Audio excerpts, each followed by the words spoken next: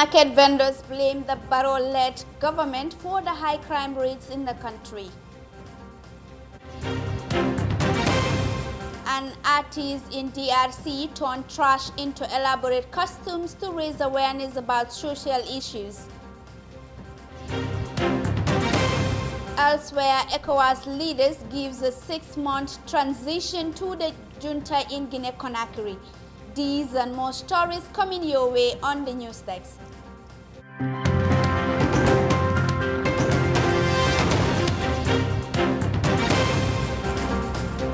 It's 2:30 in Banjul. Hello and welcome to the news desk coming to you live on iAfrica TV. And I am Julden Jaiswara. Now to the news in detail. Market vendors in Serekunda on Tuesday blamed the government of the Gambia for the high crime rates in the country. The women say Barrow's government has not given security the necessary tools to help in combating crimes in the Gambia. According to them, the high crime rates has not only affected their businesses but also made them feel unsafe in the country. Details in this report by Fatoumata Kasim. Crimes in the Gambia is rising, making market vendors think what becomes of them as they feel threatened in the country. Hardly a week goes by without getting reports of murder, burglary or armed robbery case. It is also deeply concerned as a report about illicit drugs gaining inflow into the Gambia is common, making Gambia looks like a narcotic hub.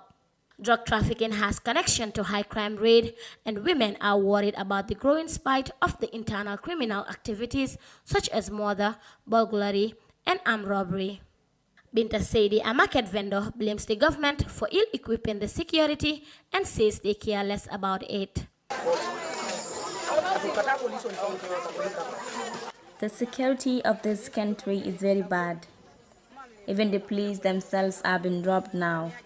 If there is proper protection, I don't think that will happen. And this is happening because the government did not respect the security forces. They are not concerned about our safety. If you see people can sleep in their houses peacefully, they know that someone is there to protect them. But if the person who is protecting you is not safe, then you are also not safe. Mbasi Bojang says she can no longer go to the market early in the morning as she fears attack from armed robbers.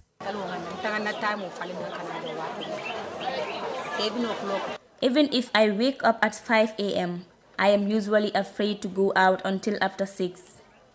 This has affected me a lot because sometimes if you don't come early, you will not have vegetables to sell. These bandits disturb us a lot. If you go to programs, you wouldn't want to spend much time there. Turending Jai urges the government to help them curb the crime rate, saying she feels insecure in her own house as her area is infested with hoodlums. In my area, young people roam around with knives, stabbing people. The country is very hard now and lacks control. These youngsters spend the entire night outside, robbing and stabbing people. The problem is even worse in my area, Talinding. They usually make a crew and sit in an area. If you are passing by, they take whatever you have. If you don't give them, they stab you. If you don't give them, they attack you. Nobody is now there to go out at night. Mariama says her daughter was a victim of this robbery and calls on the government to deploy military in crossing crimes as it was in Jammeh's regime. The country has no control. The robbery is too much. It was not like this during Jammeh's era. Barrow should disseminate the soldiers and police everywhere to curb the crime rate. We are now scared to go out because you can even get killed by these people. The president should control the country instead of sitting there and not addressing the situation as he should. This is not good for the country. In fact, my child was robbed on her way home from work. We went to the police, but we are yet to hear from them. Back in April, the Joint Security Patrol System was initiated by the police to curb crimes and their related activities within the Greater Banjul areas. The idea was to tackle crimes and criminal activities by targeting criminal hideouts as well as prosecute offenders. But these women feel that these measures are not enough and ask for more from the government. Reporting for iAfrica News, I am Fatoumata Kasim. Now, President Adama Barrow enters the second week of his Meet the People's tour, with some of his critics observing that he is receiving poor reception from the people. But Matar Sen, a member of the team BACS, who is now a staunch supporter of President Barrow's NPP, told iAfrica TV that President Barrow has the best receptions in this year's tour. Our reporter Binta Jallo has more of that in this report. The ongoing president's tour is mandated by Gambia's 1997 constitution, which empowered the president to go around the country at least twice every year to listen to the concerns of the people. The Gambian leader began the tour since last week, and he has since held several meetings in different parts of the country, which availed him the opportunity to listen to the plight of the people, especially the farmers. However, the president's tour has been criticized in some quarters, with many saying there has been low turnout of people during the tour. Speaking to iAfrica TV, Matar Sen, a member of Team BACS, who is now a strong supporter of NPP, argues that President Barrow's critics will always try to diminish his activities, saying the president has a great welcome by loving and cheering citizens. This is among the best tour so far in the history of this coalition government since we start going out of going to meet the farmers tour. If you see the time President Barrow was going out of Banjul to terminal at Barrow, you see the crowd. This is a clear signal that the Gambian people love the president. Don't you think it's a moving crowd? It never be a moving crowd. A tour of how many days? Almost 15 days. You cannot move the crowd from one place to another continuously. I think it's just the opposition are using that because they are afraid of the crowd. Just you people need to understand that this is a two combined political parties, including other 4 political parties that was here. And the most interesting thing is since Gambia have an independence, the 3 government of this country, they are the ones that connect together.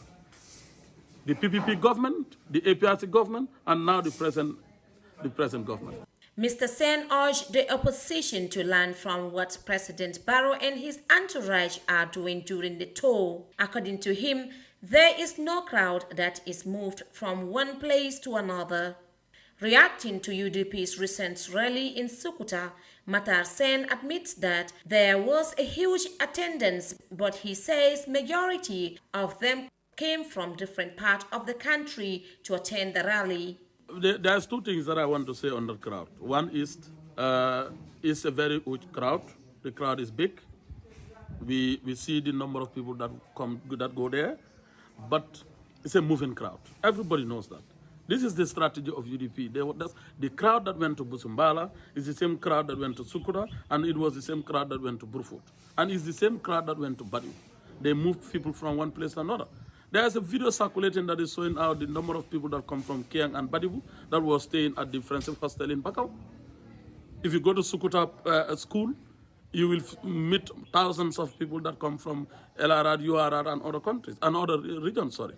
So I think it's not, as a party, we have to look at their crowd and scrutinize it and exactly know how the crowd comes up and what brings those people there.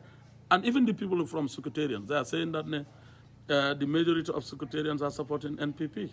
With less than 100 days to go before the highly anticipated December 4th presidential elections in the Gambia, different political parties are crisscrossing the length and breadth of the country. The race to State House, according to some political analysts, is not an easy one. Thus, all parties are doing everything possible to gain the trust and confidence of citizens. For iAfrica News, Binti Jallo.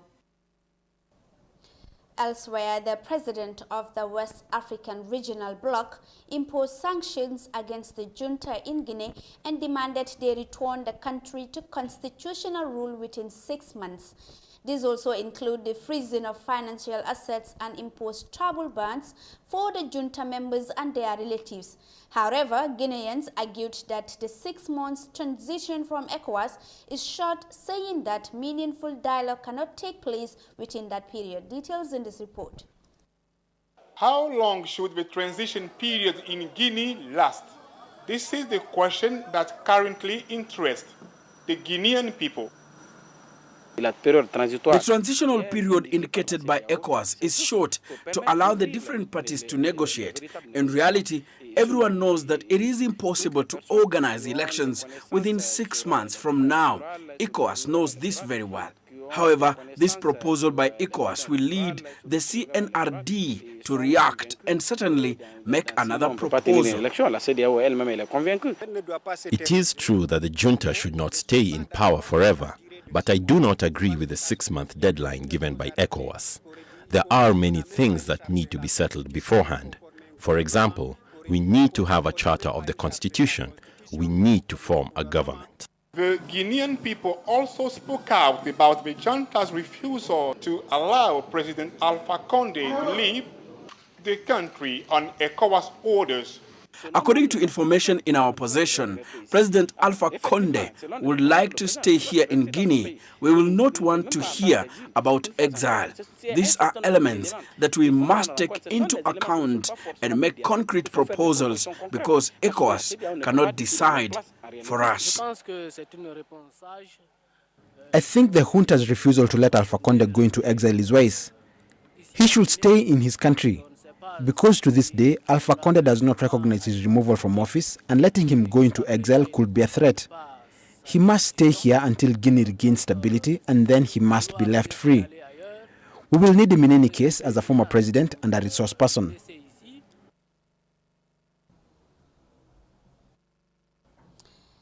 Now, the recent security situation in Afghanistan have hindered the country's development. This resulted in weak economic growth, high unemployment, as the country depends on aid which finances its underlying physical and current account deficits.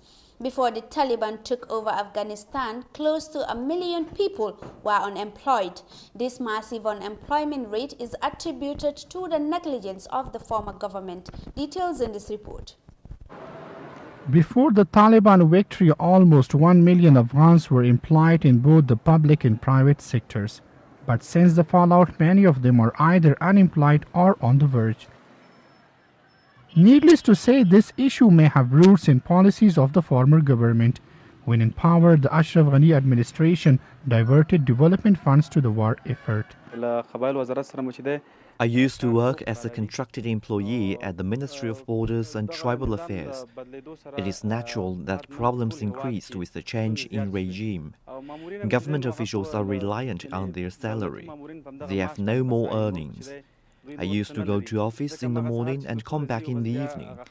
I didn't have any other business other than a job. Afghanistan has been largely dependent on foreign aid for the last 20 years. Between the suspension of foreign aid after the US withdrawal and the jobs that never came, the country finds itself on the brink of collapse. They were employed on the basis of relationship and nepotism, and some of them were shadow employees who were working in foreign aid projects in the Ministry of Rural Development, the Ministry of Education, and others. Most of them were not even present, but they used to take high salaries under the name of experts or specialists. UNDP has claimed that 97% of Afghans could sink below the poverty line by the middle of 2022. But some say long-term security will attract overseas Afghans and international investors who can create badly needed job opportunities. We can't conduct such an academic and logical survey. I don't know which standards and information have been taken in account. If the Taliban ensures security, many Afghans who live outside Afghanistan and are rich will come to Afghanistan and invest here. The impact of the economic crisis can be seen in the city as the number of day laborers waiting for work increases every day. That report from Afghanistan will take us to a short commercial break. Still to come, it's more local and international news. So stay tuned. The locations, the design, the materials used, all the way down to the latest details, are few of many things that we focused on when we envisioned the airport residency. As proud innovators of community estates, the airport residency in Old Yundum, a project by Swami India International, offers unique gated community with 3 and 4 bedroom villas and duplexes. Just 5 minutes away from the Banjul International Airport. Luxury, convenience, and accessibility are some of the reasons you should consider this great housing opportunity. With a clubhouse, a playground, access roads, and parking facilities available for your dream home or a valuable investment, you will find all you need at Airport Residency here in Old Yundum.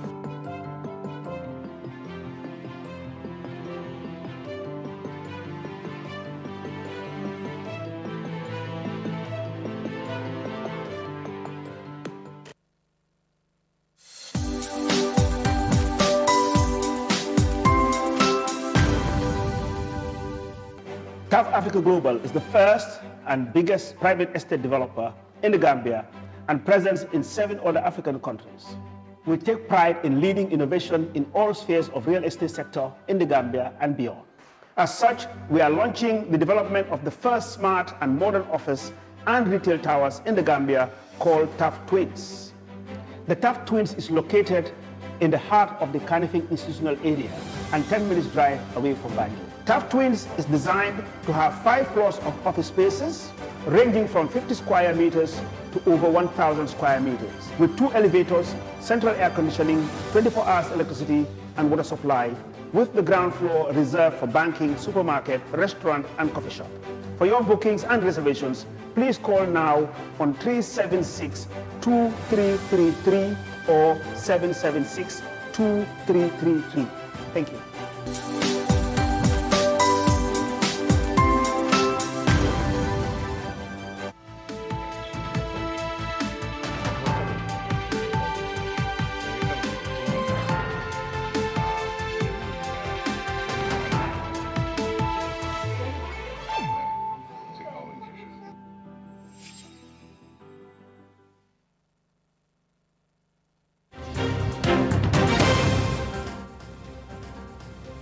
Welcome back. If you're just tuning in, this is the news desk coming to you live on iAfrica TV, and I am Julde Suare. Now to the rest of our stories. The recent surge in a number of crimes and criminal activities ranging from murder and armed robbery to rape and other dubious acts in the Gambia has become a concern for every citizen, as many feel insecure even in their own houses. However, the party leader of the Alliance for National Reorientation and Development, General Lamin Bojang, blamed the situation on the government's negligence of the plight of the young people. Daisy reports. Despite the fact that police stations are mounted in almost every community across the Gambia, increasing crime rates continue to take its course within the country, as most of these police stations lack proper training and equipment to be able to offer a rapid response to crisis. In an interview with iAfrica TV, General Lamin Bojang says the surge in crime rate among young people in the Gambia is because the government has neglected its responsibility towards the youth. The government is neglecting their responsibilities. Let me put it this way so that people can understand. I'm a politician. If I speak this way, somebody will say that you are politicizing this whole thing. I'm not politicizing. You see, it is not the fault of the young people to do what they are doing. You see, the transition between adolescence to adulthood, there are a lot of things that happens there. And if one does not put programs or policies or guidelines or rules that will help young people to transit or to transit that particular period, it's always chaotic. It's always detrimental. And that is what we are facing now.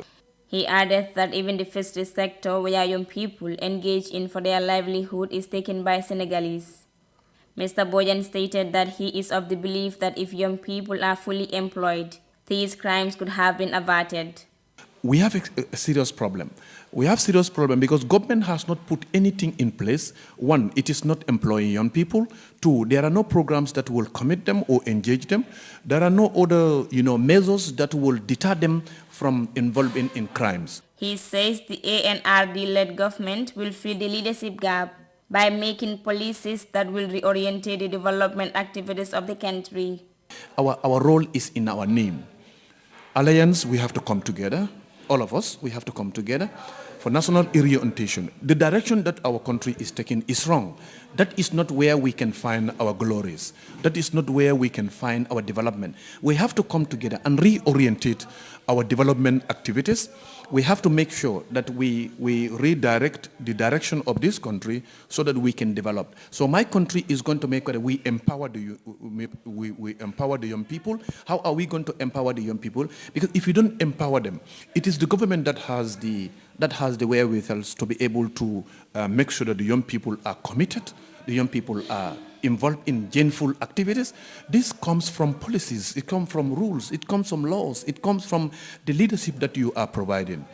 So that is what ANRD stands for, and that is what ANRD is yearning for, and that is what ANRD is asking for. The Gambian National Guard launched an operation called Restore Sanity to complement the efforts of the Gambia Police Force's Operation Zero initiative, all geared towards reducing criminal activities in the country. But despite the government's efforts, Gambians feel that the security in the country is relapsing in recent months. 5 African News, Ndesise. Now, an artist in the Democratic Republic of Congo gathered waste materials such as broken mirrors, electric cables, plastic, among other trash materials to make collaborate costumes. These costumes are not only for public display, but it is also aimed at creating social awareness on issues including the rapid power cuts Congolese have been facing over the years. Details in this report. Bubbling with creativity, Congolese artists display outfits made from rubbish collected from different parts of the DRC's capital, Kinshasa. From plastics to broken mirrors and electric cables, they have all been turned into costumes. And in typical Kinshasa style, the artists hit the streets to flaunt their costumes. But it's not just for show. I designed this costume to awaken the conscience of our leaders to the problem of power blackouts in Kinshasa. We have had many cases of women being sexually abused by men because of a lack of electricity. Other artists chose to highlight the dangers of poor waste disposal and the injustices committed by Belgian officials during the colonial period. I designed this costume to raise awareness about the suffering that our great-grandfathers experienced when they were forced to collect rubber by Belgian colonialists. I'm also highlighting pollution in factories and the automobile industry. This sculpture represents our ancestors, and the message they have for all of us is that we should recycle the rubbish on our streets and transform it into products that will have some importance in our lives. Eddie Ekete is an artist who founded this festival known as Keen Art. He's been organizing workshops to introduce young people to different art forms. This year, his mission was to advocate for a cleaner city. Our environment in Kinshasa is very dirty, so we decided to organize this art festival to educate the public about the hazards of poor waste disposal. We want to have a clean city in the future. That's why we have taken our unique artworks to the streets. These young Congolese artists are looking forward to a brighter future, but their country's dark past, characterized by conflicts and political instability, is still a stumbling block to their careers. These artists have found a subtle way of drawing the world's attention to the problems plaguing the Democratic Republic of Congo through their creative costumes. Their advocacy for a cleaner city and the provision of better social services has attracted many people to their workplace in Kinshasa's Molokai village, an area renowned for producing great artists and musicians. Report from DR Congo brings us to the end of today's edition of the News Text. But for more of these and others, you can join us in our subsequent news bulletins. Many thanks indeed for the pleasure of your company, and do have a wonderful day. Bye-bye.